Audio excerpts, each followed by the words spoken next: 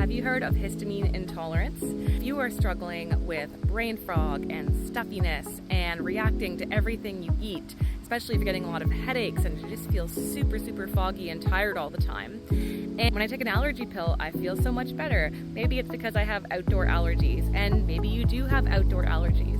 Actually, people that have histamine intolerance often have outdoor allergies, and it's one of the reasons they are reacting to more foods. But you can also have histamine intolerance for other reasons. So first off, what is histamine intolerance?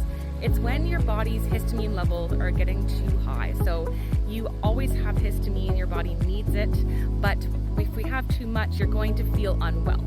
We can get too much because our gut bacteria is out of whack and it can't break it down. We're deficient in specific nutrients we need to break it down, like B vitamins and magnesium, or other factors like you might have an existing condition in your gut like SIBO, or you may have something called Hashimoto's, an autoimmune thyroid condition.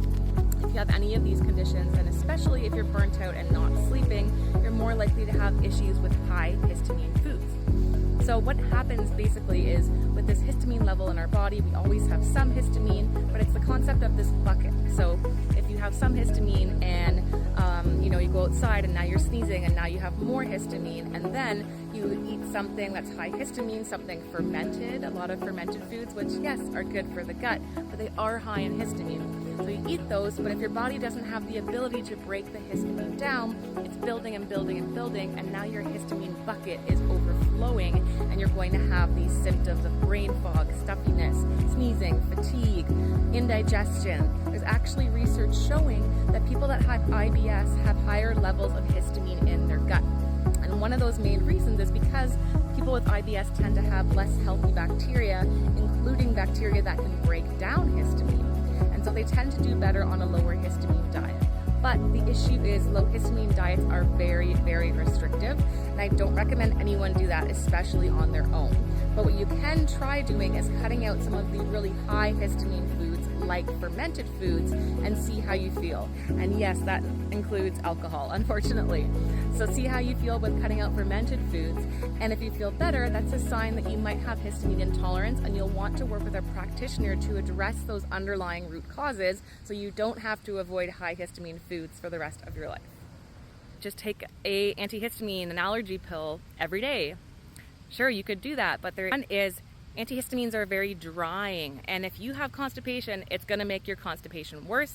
You're also going to get dry eyes, dry mouth, dry other areas. It's just not great for you. Your body does need histamine and different types of histamine for different purposes, including brain function and your sleep-wake cycle, as well as stomach acid production. So no, taking an antihistamine is not the answer.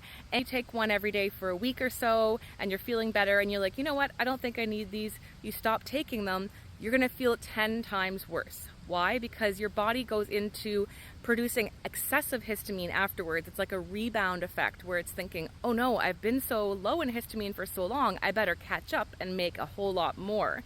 So your body's gonna start making excessive amounts of histamine, and then you're gonna feel even worse, right? So ideally, we don't use antihistamines unless we're desperate here and there, but instead we can use diet changes and specific supplements called mast cell stabilizing supplements like vitamin C, quercetin, rosemary. Use those to help reduce histamine and stabilize the immune cells that release histamine so that you don't feel crappy. We can't forget about probiotics. So there are specific probiotics that break down histamine in the gut, and those are mainly bifidobacteria strains.